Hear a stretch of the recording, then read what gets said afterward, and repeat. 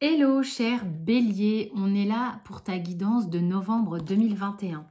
Ok, j'ai fait un nouveau tirage. Tu auras le général et le sentimental.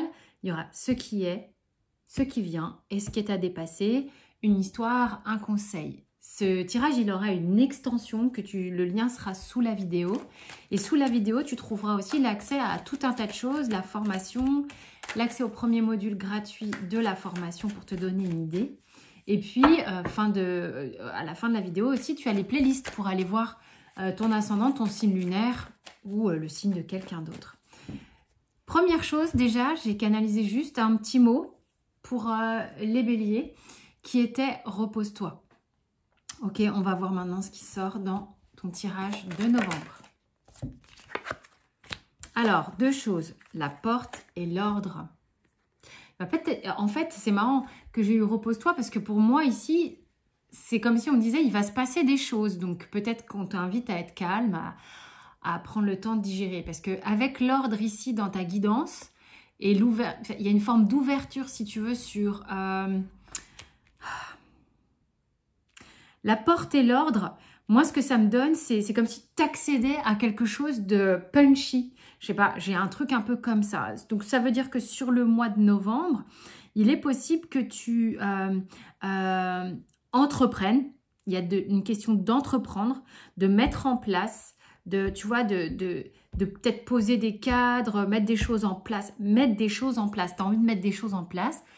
Peut-être prends le temps de le faire, tu vois. C'est mettre les choses en place, se positionner. Il y a une notion, tu vois, avec l'arme ici, c'est pas négatif, mais justement, l'idée, ce n'est pas que tu luttes, d'accord? L'idée, c'est que tu prennes cette arme, ouah, regarde ce qu'il y a derrière. Je te dis franchement, il y a un truc qui va... Pour les béliers, il y a une notion de démarrage. Cette arme ici, c'est comme si tu prenais la pointe pour délimiter le cadre dans lequel tu vas créer, je sais pas quoi, mais ça t'appartient. Ok? On va commencer avec le général, donc avec le tarot des royaumes célestes. Ok. Donc, il n'est pas évident à battre, donc je vais couper. Non, voilà, attends. Ouais, tu vois, parce qu'il en sort beaucoup trop. Je vais couper et je vais tirer 3 cartes. 1, 2, 3. Ce qui est, ce qui vient, ce que tu vas dépasser.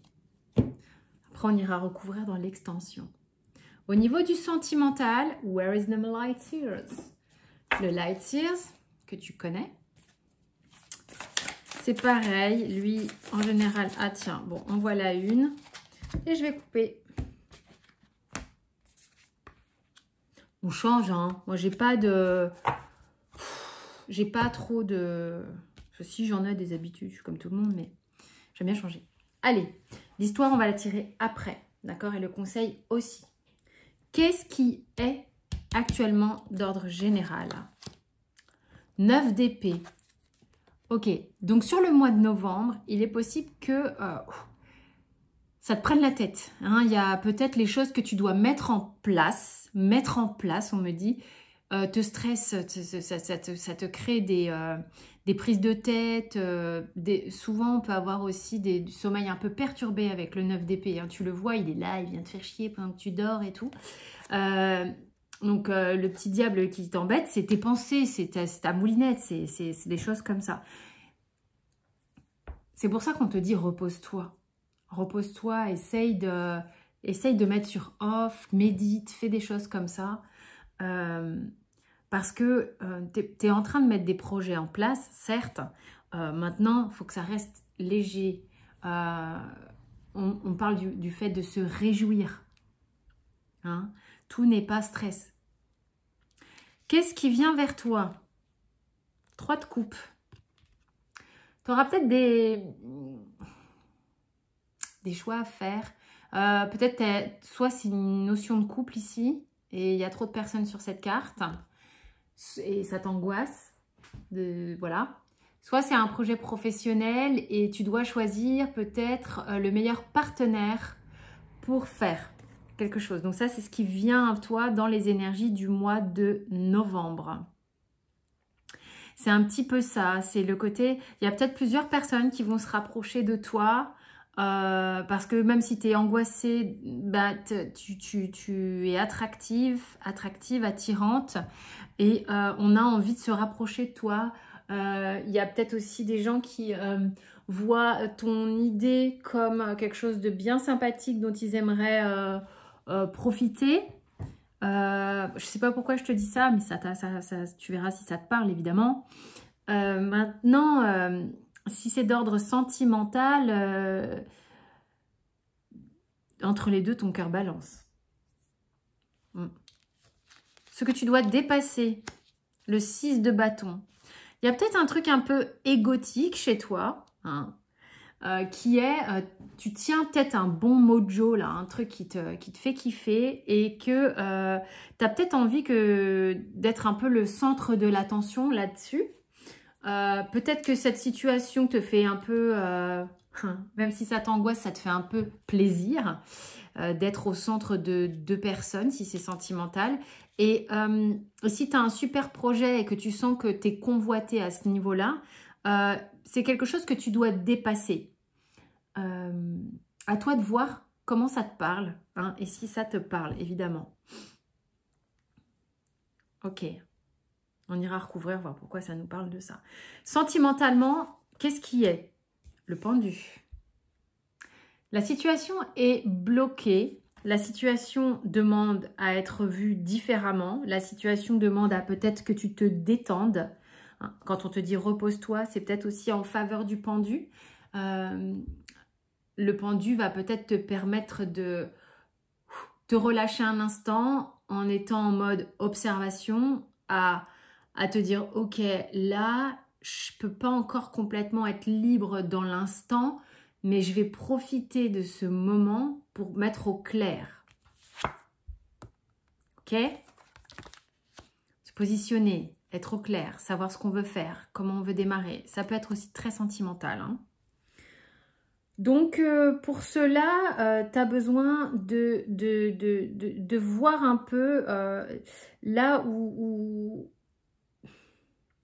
sont tes attaches, au sens positif comme au sens négatif. Même si, bon, au sens positif, les attaches, c'est jamais ça. On veut toujours aller vers ce qu'on considère comme être la liberté. Vers quoi tu vas? Oh putain, le 9 d'épée. Bon, alors, l'idée, c'est quand même... Bon, les deux sont reliés, je suis désolée, les deux sont reliés.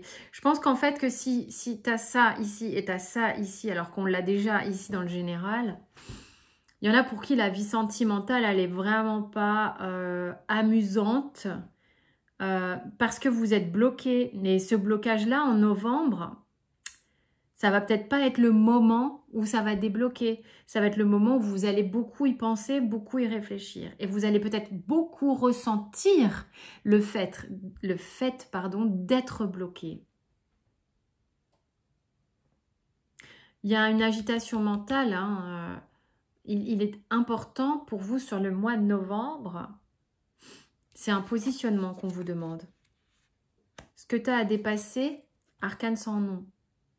Donc, on a la mort, death ou rebirth, mourir ou renaître, et renaître. On a quand même deux arcanes majeures ici, c'est pas anodin sur la vie sentimentale. Ça veut dire que quand même, vous êtes sacrément préoccupé de cet aspect-là. Bon, on va dire que c'est souvent le cas pour les gens qui regardent les guidances, hein, moi pas non plus. Mais quand même, ça veut dire que là, le mois de novembre, vous allez être un peu tourneboulé.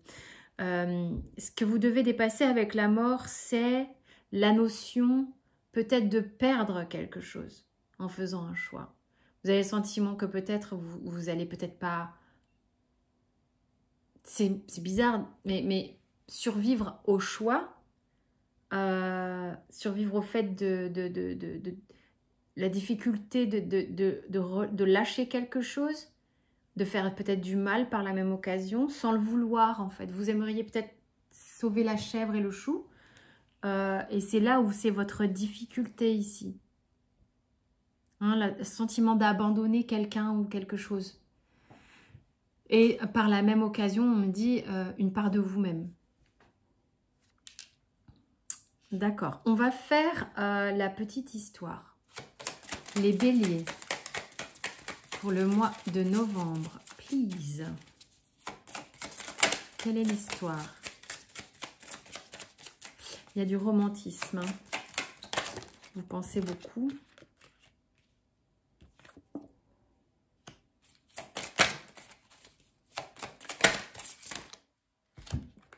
Vous vous considérez, je pense, comme quelqu'un de relativement chanceux de par le fait... Alors, je m'explique. Parce qu'il y a des béliers ici qui se retrouvent dans le fait d'avoir le choix.